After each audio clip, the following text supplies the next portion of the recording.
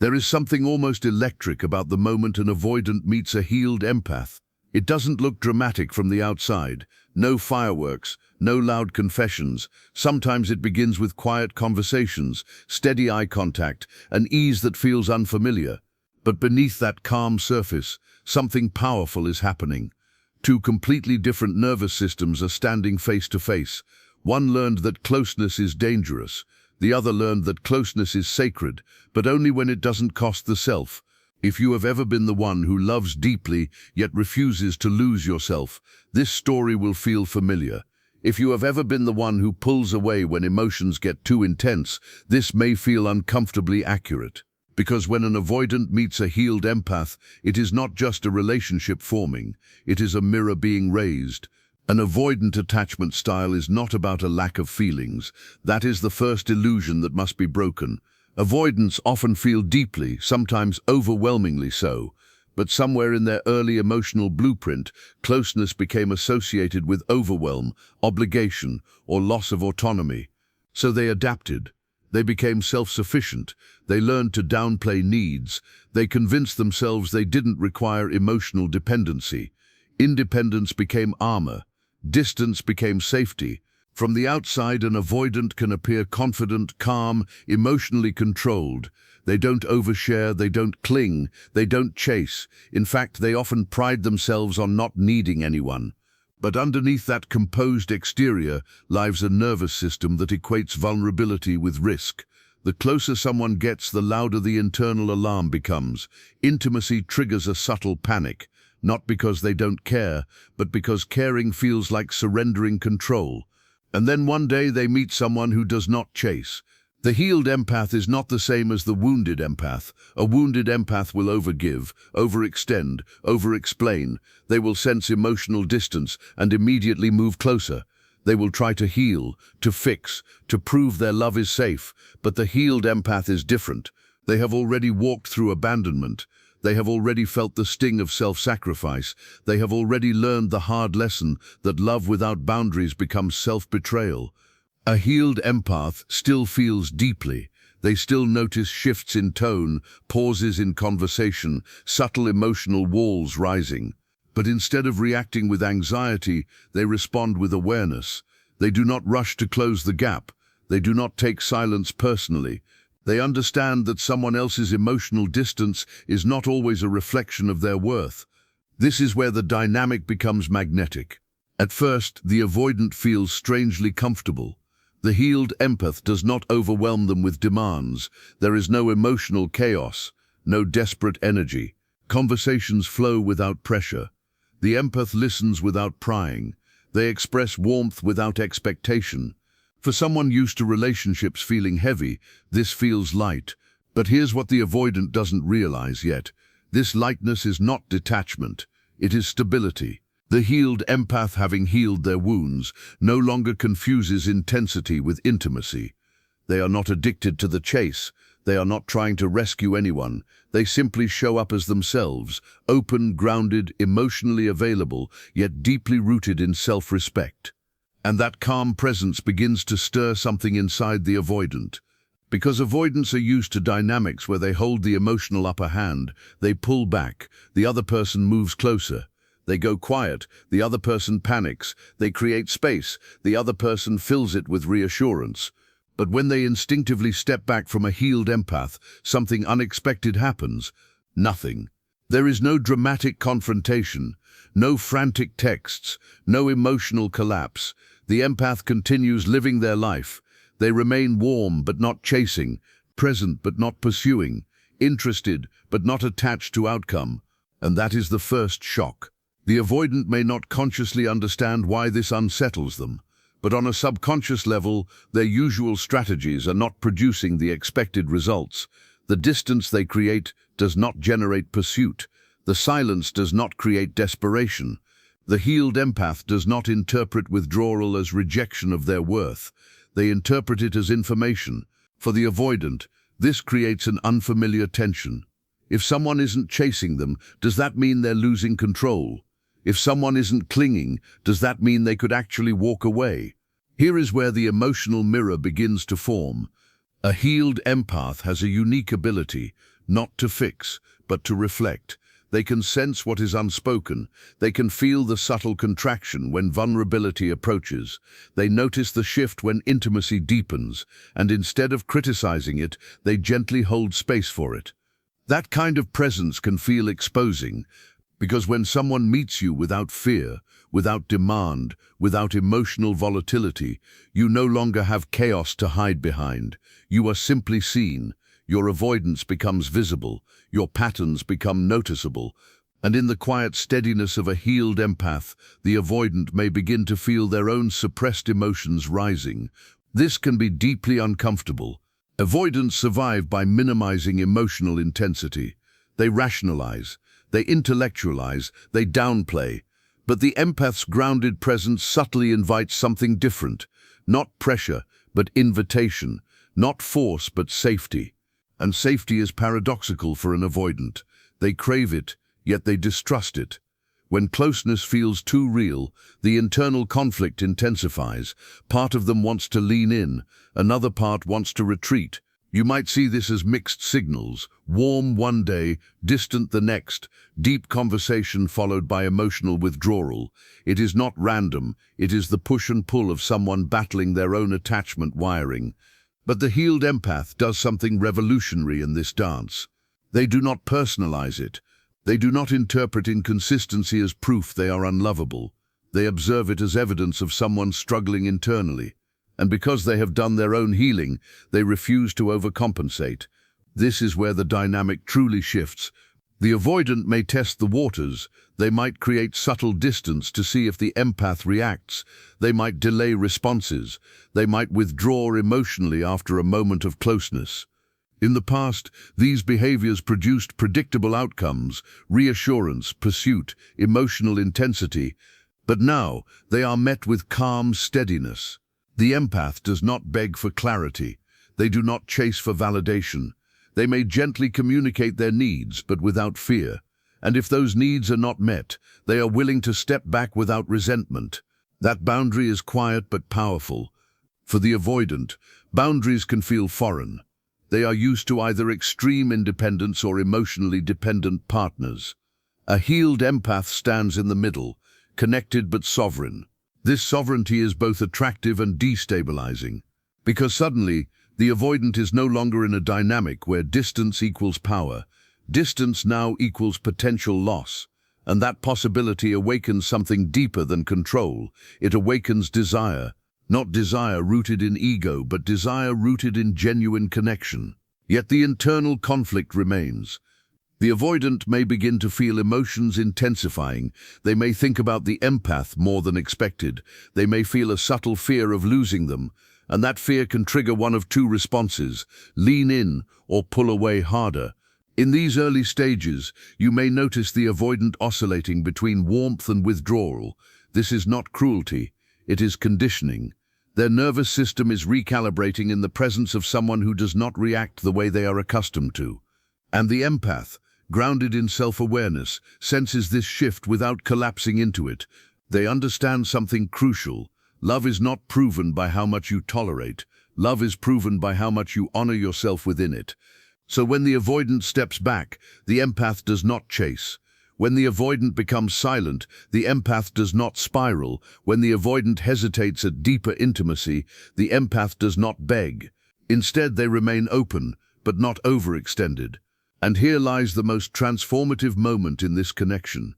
The avoidant begins to feel truly seen, not idolized, not chased, not needed for survival, but chosen. There is a difference between being needed and being chosen. Being needed can feel suffocating. Being chosen feels empowering.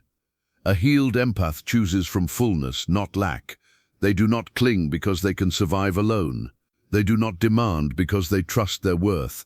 This stability can slowly lower the avoidant's defenses. Because for the first time, closeness does not feel like entrapment. It feels like option. It feels like freedom within connection.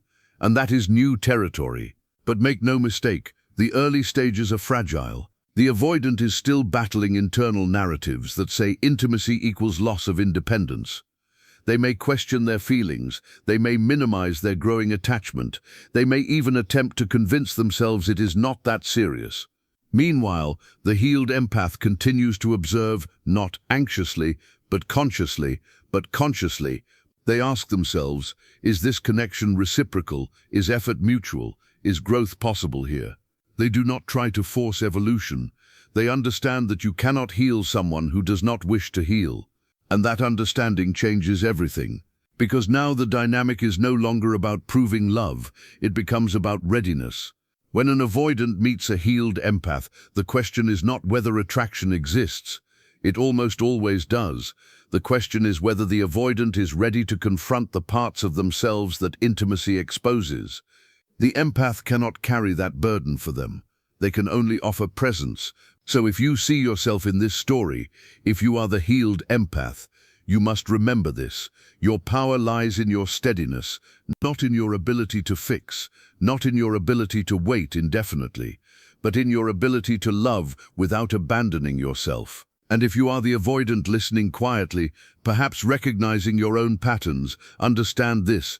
Distance protected you once. It kept you safe when closeness felt overwhelming. But safety built on isolation can slowly become loneliness. When someone meets you with calm, with boundaries, with warmth that does not demand surrender, this is not a trap. It is an opportunity. The first 5 stages of this connection are not explosive. They are subtle, magnetic, unsettling in quiet ways. They awaken dormant fears and dormant hopes at the same time. 2 nervous systems, rewiring in real time. One learning that intimacy does not require self-sacrifice. The other learning that vulnerability does not require loss of freedom. And in that delicate space between fear and possibility, something extraordinary can begin. But only if both are willing to stay present long enough to see it unfold. Because this is where the dynamic deepens. The initial magnetism has settled into something quieter, more revealing. The curiosity is still there, the attraction still humming beneath the surface, but now the emotional mirror grows clearer. The healed empath begins to notice the subtle rhythms of the avoidant's internal world, the way they open up in moments of calm, only to retract when the connection feels too real. The way their eyes soften during vulnerability, then quickly sharpen with logic as if to regain control. The way they express affection indirectly, through actions, through presence, but hesitate when asked to name what they feel. And instead of reacting with frustration, the empath watches with compassion. But compassion does not mean tolerance without limits. The next shift begins when the empath's boundaries become unmistakable. It happens in small moments. A delayed response is not met with passive-aggressive remarks. Emotional unavailability is not rewarded with increased effort. When something feels misaligned, the empath calmly says so. Not in accusation, not in anger, but in clarity. I value consistency. I need emotional presence. I won't guess where I stand. These statements are not ultimatums. They are self-respect spoken aloud. For the avoidant, this is unfamiliar territory. They are used to either emotional chaos or emotional silence. They are not used to someone who can articulate needs without losing their center. They are not used to boundaries that feel firm but not hostile. And something inside them stirs, because boundaries from a healed empath do not feel like control. They feel like structure. They create a container where connection can breathe without suffocating either person. Yet this is also where tension rises. The avoidant may feel the urge to test these boundaries, not maliciously, but instinctively. If they pull back, will the empath chase? If they become emotionally distant, will the empath work harder? If they minimize the relationship, will the empath prove its importance? And when the empath does none of those things, when they simply maintain their standard, the avoidant feels something new. Consequence. Not punishment, not revenge, but natural consequence. Distance now creates actual space. Silence now leads to quiet.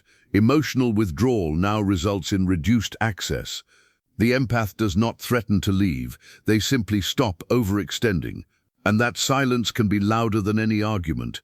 For the avoidant, Silence has always been a tool of regulation. It allowed them to regain control, to soothe themselves without external demand. But when the empath mirrors that silence without anxiety, it removes the power imbalance. Now the avoidant is not in control of the emotional climate. Now they are standing face to face with their own pattern. And this is where the internal conflict intensifies, because beneath avoidance is often unprocessed fear.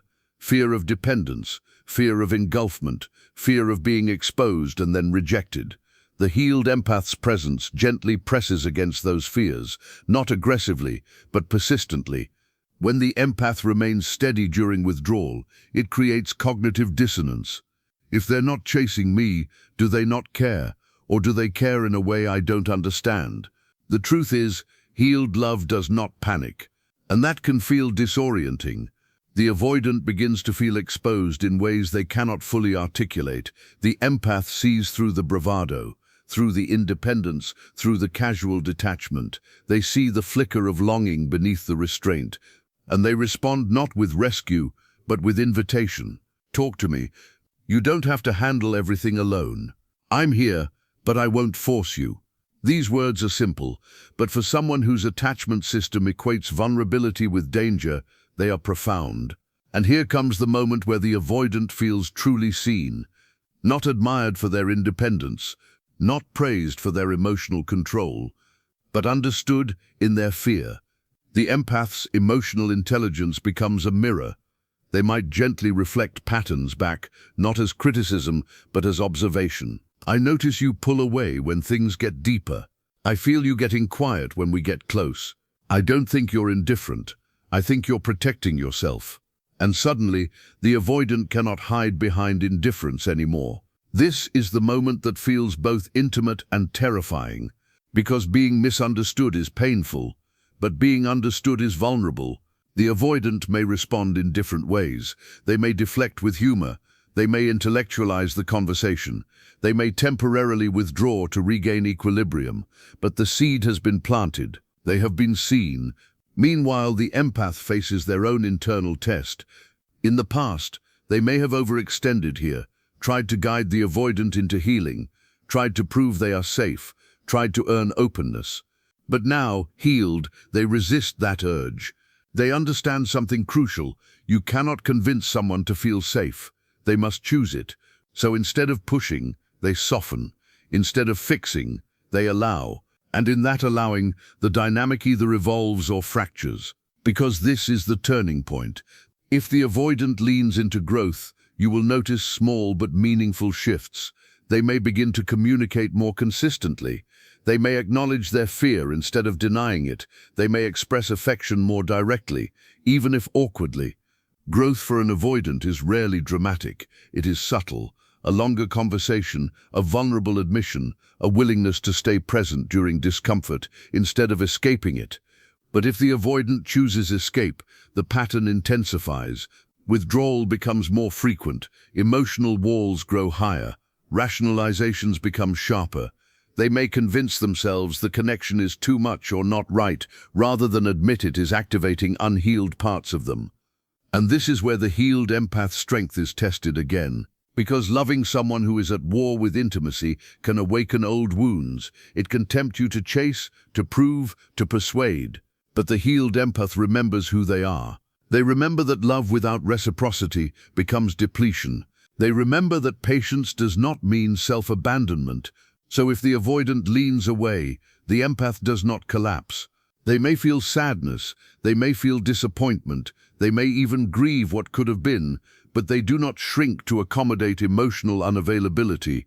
Instead, they step back with dignity. And here lies one of the most powerful truths of this dynamic. When an avoidant meets a healed empath, they encounter love without pressure, but also without pursuit. They encounter someone who can walk away without hatred, someone who can release without revenge, someone who does not need them to survive, and that realization can linger long after the interaction ends. Because even if the avoidant chooses escape, something shifts inside them. They have now experienced connection that did not suffocate, affection that did not demand surrender, boundaries that did not feel like punishment. They have glimpsed what secure love could feel like, And that glimpse can become either motivation or regret. For those avoidants who choose growth, the transformation is gradual but profound. They begin to sit with discomfort instead of fleeing it. They start identifying emotions instead of suppressing them. They realize that autonomy and intimacy are not opposites. They can coexist. They may stumble, they may relapse into distance occasionally, but the difference is awareness. They begin to say things like, "I pull away when I'm overwhelmed. I'm not used to this level of closeness. I want to try." And the empath, steady as ever, meets these admissions with encouragement, not with control, because growth cannot be forced, it can only be supported. In this phase, the relationship begins to feel less like a battlefield and more like a bridge. Two people learning each other's languages, two attachment systems, renegotiating safety. But this outcome requires willingness. Without willingness, the pattern repeats, and the healed empath, though compassionate, will not remain in a cycle of emotional starvation. They understand something that changes everything. Love is not proven by how much you endure. It is proven by how aligned you remain with yourself. So if the avoidant ultimately withdraws completely, ghosts, shuts down, or emotionally disappears, the empath grieves, but they do not chase shadows. They accept the truth. Not everyone who feels something is ready to sustain it, and that acceptance is what makes them healed. For the avoidant, however, the impact can be long-lasting, because the absence of drama makes the loss louder.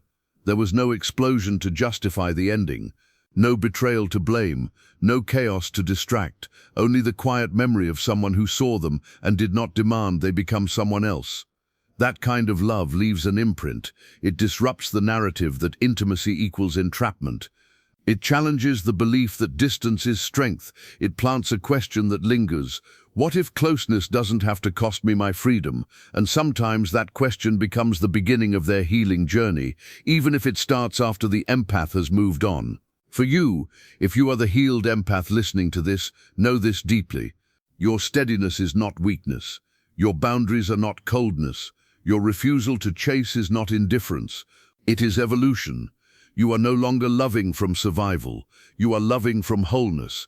And when you meet someone who cannot meet you there, it does not diminish your capacity. It reveals their readiness. For you, if you recognize yourself as the avoidant, understand this gently. Avoidance was protection once. It kept you safe when emotions felt overwhelming or unreliable. But protection that never evolves becomes isolation. You do not have to lose yourself to connect. You do not have to surrender autonomy to experience intimacy. But you do have to risk being seen. When an avoidant meets a healed empath, the relationship becomes a mirror of readiness. It is not about who loves more. It is not about who cares deeper. It is about who is willing to step into discomfort long enough to grow. The empath has already walked through the fire of self-abandonment and come out whole. The avoidant now stands at the edge of their own, and the outcome depends on whether fear speaks louder than desire. So as this story continues, beyond these moments, beyond the boundaries, beyond the mirror, beyond the turning point, remember this: some connections are not meant to last forever. Some are meant to awaken, to show you what secure love feels like, to confront you with your patterns, to remind you that healing changes who you attract and how you respond. And when you stand healed, you no longer beg someone to meet you in the light. You simply remain there, and whoever is ready will step forward. Whoever is not will step away. But you will not dim yourself either way. And that is where the final evolution of this dynamic truly begins. After the mirror has been raised, after boundaries have been tested, after the silent choice between growth and escape has been placed on the table, something permanent shifts in both people. The air between them feels different, not heavier, not lighter, just clearer. Illusions begin to dissolve. What remains is emotional capacity, raw, undeniable, and impossible to fake. For the avoidant who chooses growth, transformation is not dramatic. It is not a grand confession under the rain. It is not a sudden personality change. It is quiet, internal, almost invisible to the outside world, but inside, everything is rearranging. They begin noticing their impulses, the urge to withdraw when conversations turn vulnerable, the instinct to intellectualize when emotions rise, the reflex to create distance the moment closeness feels overwhelming. For most of their life, these reactions were automatic, protective, unquestioned. But now something interrupts the pattern, a pause, and that pause changes everything. In that pause, they feel what they used to run from, the tightness in their chest when someone expresses love, the exposure in admitting they care, the subtle panic in realizing they might actually need someone. Instead of escaping the discomfort, they sit with it, and slowly they discover something revolutionary. Discomfort does not equal danger. The healed empath has shown them that intimacy can hold fear without collapsing, that closeness does not automatically lead to control, engulfment, or loss of identity. So the avoidant experiments with something unfamiliar. They stay. They stay in the conversation instead of shutting it down. They stay in the moment instead of reaching for distraction. They stay when every instinct whispers, run. From the outside, it may look small, a slightly deeper confession, a longer hug, a willingness to clarify feelings instead of dismissing them. But internally, it is monumental, because for someone who equates distance with safety, choosing presence is an act of courage. And when they choose presence consistently, the dynamic softens, the push and pull loses its sharp edges, communication grows clearer, the empath no longer feels alone in emotional awareness. Reciprocity begins to form, not perfectly, not flawlessly, but intentionally. The avoidant may start expressing appreciation in ways that feel awkward but sincere. I'm not used to this, but I'm trying. You make me feel safe. The words may not flow poetically, but they are real, and for the healed empath, real is enough. They do not crave grand gestures or dramatic romance. They crave honesty, effort, alignment between words and actions. When they see the avoidant leaning toward growth, their compassion deepens, but not as sacrifice, as partnership. They are no longer carrying the emotional weight alone. They are walking beside someone who is trying. But growth is never linear. There will still be moments of regression. Old fears will resurface. The avoidant may pull back slightly when vulnerability feels too intense. The difference now is accountability. Instead of pretending nothing happened, they might say, I felt overwhelmed. I needed a minute. Instead of disappearing, they communicate, and communication builds trust. Trust, not passion, not intensity, is what rewires attachment wounds.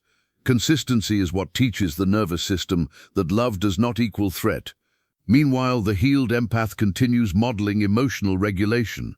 They do not escalate when insecurity arises. They do not punish vulnerability. They offer grounded reassurance without abandoning their own standards. They show that closeness and autonomy can coexist. Over time, something profound unfolds. The avoidant begins internalizing secure patterns. They realize that expressing emotion does not erase strength, that depending on someone does not erase independence, that intimacy can expand identity rather than restrict it. For perhaps the first time, closeness feels expansive instead of suffocating. But we must speak honestly about the other path. What if they do not choose growth? What if fear wins? If the avoidant chooses escape, it often begins subtly, slower responses, less initiative, conversations drifting back to surface level.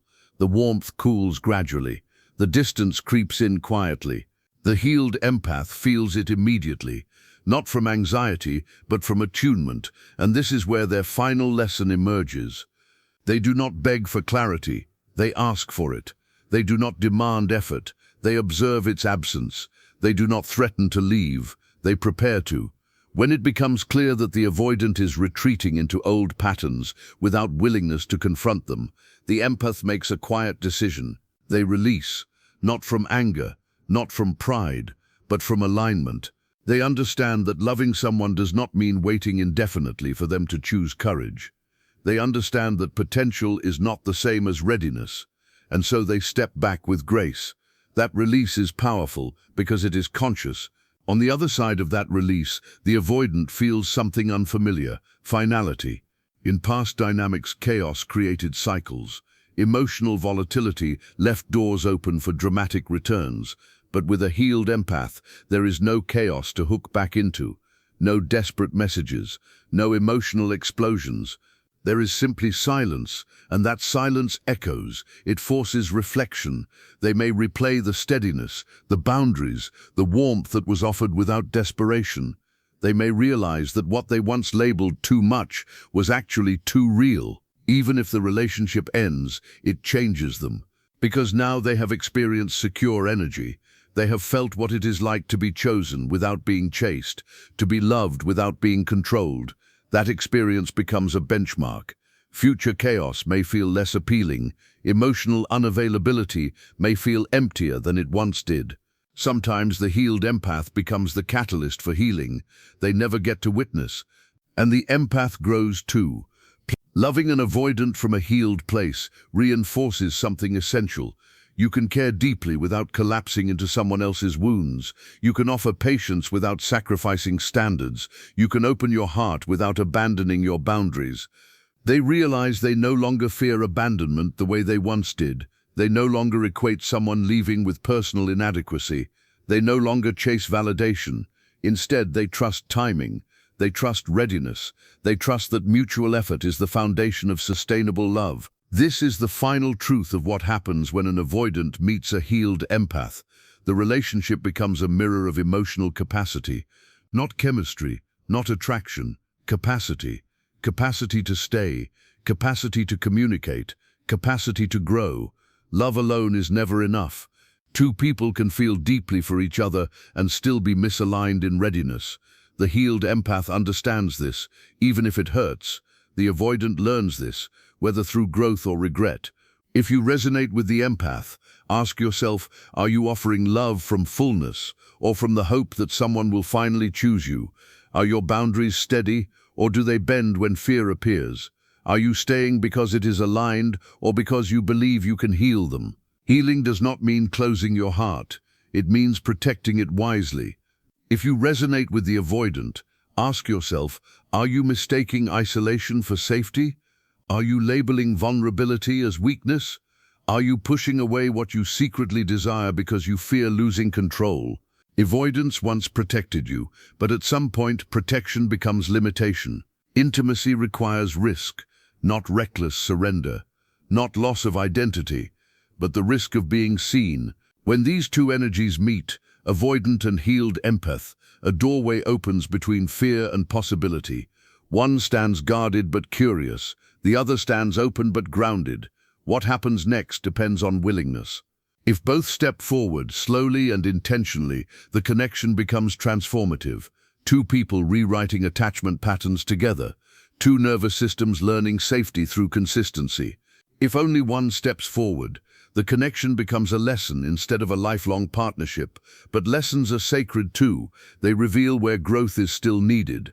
You cannot force someone to meet you at your level of healing. You can invite, you can demonstrate, you can offer safety, but you cannot carry them across the bridge. That choice must be theirs. So if you loved an avoidant from a healed place and it did not unfold the way you hoped, do not question your worth. You were not too much, you were not too intense, you were not too available. You were simply ready, and readiness cannot be negotiated. If you are the avoidant who once met someone steady and walked away, understand this: it is never too late to evolve. Awareness is the first step.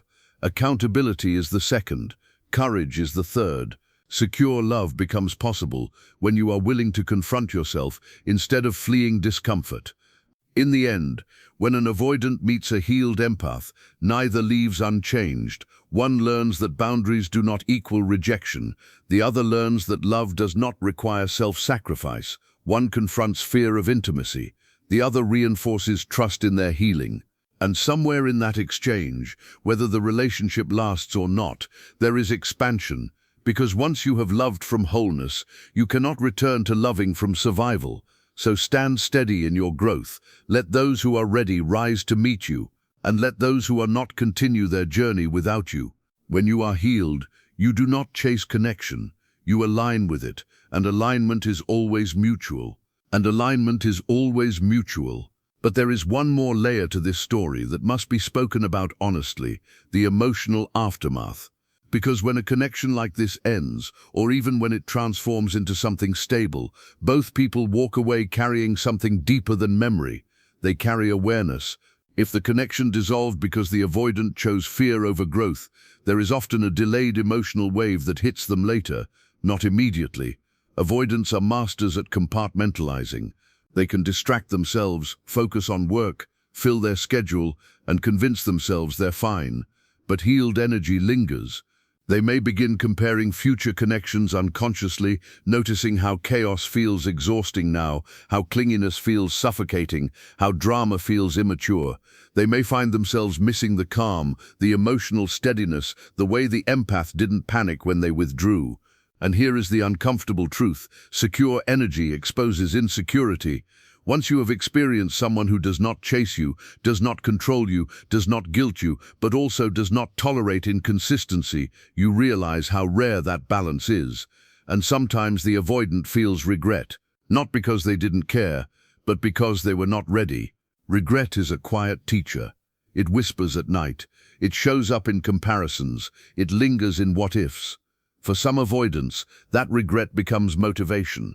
They begin reflecting on their childhood, recognizing their own deactivation strategies. For the first time, they might admit to themselves, "I push away when things get real." That admission is the doorway to healing. But healing cannot be fueled solely by losing someone. It must be fueled by the desire to live differently. Growth cannot be about getting someone back. It has to be about becoming someone new. The healed empath experiences something different after the connection ends. There is grief. Yes, because healed does not mean emotionless. They may replay moments too, wonder if things could have unfolded differently, feel the sting of unfulfilled potential, but the grief does not destabilize their identity. They do not spiral into self-blame. They do not question their lovability. They do not shrink their standards. Instead, they feel the pain fully and release it consciously. This is one of the most beautiful aspects of healing. You allow heartbreak without abandoning yourself in it. In that space, something profound happens. The empath realizes they no longer fear loving deeply because they know they can survive loss without losing themselves. That confidence changes the trajectory of their future relationships. They will not chase emotionally unavailable partners. They will not romanticize potential over effort. They will not mistake chemistry for compatibility. They now seek emotional capacity. And this is where the final transformation of this dynamic reveals itself. When an avoidant meets a healed empath, the universe is essentially asking one question: are you ready for secure love? Secure love is not intoxicating chaos. It is not adrenaline or dramatic highs and lows. It is steady, intentional, consistent. For someone accustomed to emotional volatility, secure love can initially feel boring. But what it truly is safe. And safety requires maturity. It requires two people who can regulate their own emotions, communicate without manipulation, and hold space without control. The healed empath is already practicing this. The avoidant must decide whether they are willing to learn it. Now imagine the alternative timeline, the one where the avoidant chooses growth fully. Time passes, conversations deepen, walls soften, vulnerability becomes less terrifying. There are still moments of fear, but instead of running, they speak it. I get scared when things feel this real. I'm not used to someone staying calm. I don't want to lose myself. And the empath responds not with reassurance that erases fear, but with partnership. You won't lose yourself here. We can move at a pace that feels safe. I'm not here to control you. Slowly, trust solidifies. The avoidant begins initiating emotional conversations. They express needs instead of suppressing them. They realize that asking for space does not mean pushing someone away entirely. It simply means communicating honestly. Something shifts at the core of their nervous system. Closeness no longer triggers panic automatically because they have experienced closeness without engulfment. This is how attachment wounds heal, not through theory alone, but through lived experience of safety. The empath, witnessing this growth, feels something deeply fulfilling, not because they fixed someone, but because they participated in mutual evolution. There is a massive difference. Healed empaths do not want projects, they want partners. When the avoidant steps into partnership, the dynamic becomes powerful, two self-aware individuals choosing each other daily, not out of fear of loneliness, but out of alignment. However, if growth does not happen, the lesson still remains sacred. Sometimes the purpose of the connection was not permanence. It was awakening to show the avoidant what secure energy feels like, and to show the empath how strong their boundaries truly are. Some of the most transformative relationships are the ones that do not last but alter your standards forever. There is something else important here. The healed empath does not secretly hope the avoidant returns transformed. They may wish them well, they may hope they heal, but they do not wait. Waiting implies attachment to potential. Healing implies attachment to reality. Reality says people change when they are ready, not when we are. So the empath moves forward, open, grounded, unbitter, and that is rare. Many people close their hearts after loving someone avoidant. They become cynical, guarded, hardened, but healed empaths refine, not retreat. They refine their discernment, their boundaries, their expectations. When they meet someone capable of secure reciprocity, it feels different immediately. There is no guessing, no decoding silence, no interpreting distance. There is clarity, and clarity feels peaceful. For the avoidant who did not choose growth, watching the empath thrive elsewhere can be confronting because it proves something undeniable. The issue was never the empath's intensity. It was readiness. That realization can sting, but it can also inspire. Every avoidant has the capacity to evolve into security. Every empath has the capacity to overextend, but healed empaths choose not to. If you are listening to this and recognizing your own pattern, know that awareness is power. If you are the empath, ask yourself whether you are truly healed or hoping your steadiness will earn love. If you are the avoidant, ask yourself whether you are protecting peace or avoiding growth. This dynamic exposes truth gently but unmistakably. It reveals where fear still lives, where boundaries still need strengthening, whether love is conditional on comfort or strong enough to hold discomfort. In the end, this connection is not a battle between two people. It is a meeting between two attachment systems, one that learned to survive by distancing and one that learned to survive by overgiving and then healed. When they meet, there is potential for incredible transformation, but transformation requires choice, and choice requires courage. So if you are the healed empath, continue standing in your light. Do not dim your emotional intelligence to make someone comfortable. Do not shrink your needs to avoid triggering someone's fear. Do not mistake patience for permanence. Your role is not to drag someone into readiness. Your role is to remain aligned. If you are the avoidant, understand this: the right person will not try to cage you, but they will require you to show up. Secure love is not restrictive, it is responsible. It asks you to communicate, to stay present, to confront your discomfort. Yes, that can feel terrifying at first, but on the other side of that fear is something far more fulfilling than independence without intimacy. It is connection without chaos. So what truly happens when an avoidant meets a healed empath? A mirror is raised, a choice is offered, a lesson is delivered. Sometimes it becomes a love story built on growth. Sometimes it becomes a chapter that reshapes both lives quietly, but it is never meaningless. Healed energy does not enter your life randomly. It arrives when you are either ready to evolve or about to be confronted with the reason you haven't. And for those who are healed, remember this final truth: you do not lose someone who cannot meet you at your level of emotional responsibility. You release them. Release is not failure, it is wisdom. Stay steady, stay open, stay boundaried. When alignment is mutual, love flows without force. Anything that requires you to abandon yourself to sustain it was never secure to begin with.